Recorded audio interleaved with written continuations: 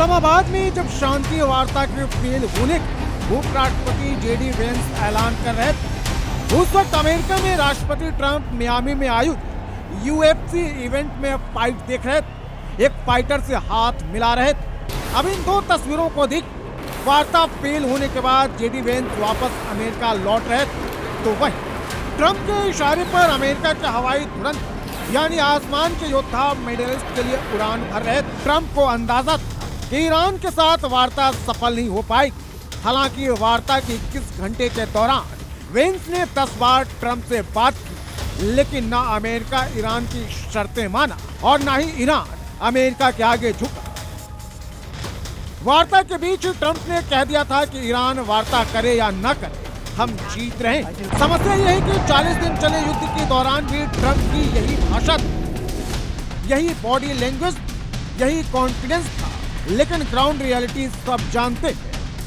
Iran जंग हारा नहीं, ईरान अभी भी उस बारूदी मोड में शर्तों पर अड़ी। उसने प्रण लिया हुआ है कि झुकेगा नहीं, भले ही ट्रंप इसे न कबूले। लेकिन अमेरिका के जानकार ये बखूबी जानते हैं कि जंगी मोर्चे पर ईरान को झुकाना आसान नहीं। जानकार मान रहे हैं कि आगे बातचीत की संभावना बहुत कम है। ऐसे में बड़ा सवाल ये है कि क्या जंग ही आखिरी विकल्प और अंतिम सच है? क्या फिर से ट्रंप उसी जंग में फंसेंगे जिसने उन्हें दुनिया की नजर में विलेन बना दिया? क्या ट्रंप फिर ईरान को खत्म करने के लिए बारूद बरसाएंगे? अगर ट्रंप आगे युद्ध को जारी रखते हैं तो उनके सामने कई चुनौतियां जिससे निपटना इतना आसान नहीं है। 40 दिन के युद्ध में ही ट्रंप को इसका अंदाजा हो चुका होगा। जंग में अमेरिका के 15 सैनिक मारे जा चुके हैं। अमेरिका के अरबों रुपए के फाइटर जेट नष्ट हुए हैं। खाड़ी में 17 सैन्य ठिकाने क्षतिग्रस्त या पूरी तरह नष्ट हो चुके हैं। युद्ध के असर से मार्च में अमेरिका में महंगाई की दर बढ़कर 3.3% हो गई, जो पिछले 69 साल में अमेरिका में किसी एक महीने में महंगाई में बढ़ोतरी का ये रिकॉर्ड है। ऑक्सफोर्ड इकोनॉमिक्स का अनुमान है कि मई तक अमेरिका में महंगाई की दर 4% हो सकती है।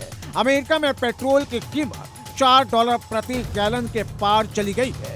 युद्ध के दौरान पेट्रोल 40% के करीब महंगा हुआ है। अमेरिका के लोगों ने सिर्फ महंगे तेल के रूप में मार्च महीने के दौरान $8 अरब यानी 70,000 करोड़ रुपए से ज्यादा चुकाए हैं। ये तो सिर्फ आर्थिक नुकसान की बात। एक सच ये भी है कि युद्ध के चलते ट्रंप की इमेज को भारी धक्का लगा है। अमेरिका में उनकी रेटिंग दिन पर दिन गिरती जा रही है। अमेरिका के लोग ट्रंप के खिलाफ प्रदर्शन कर चुके हैं। ट्रंप को लेकर नाराजगी अमेरिका के कुछ नेताओं और अधिकारियों में भी है। उनके इस्तीफे की मांग भी हो चुकी है।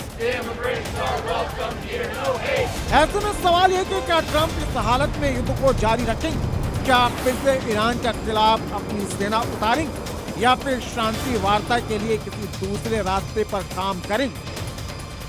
Bureau report,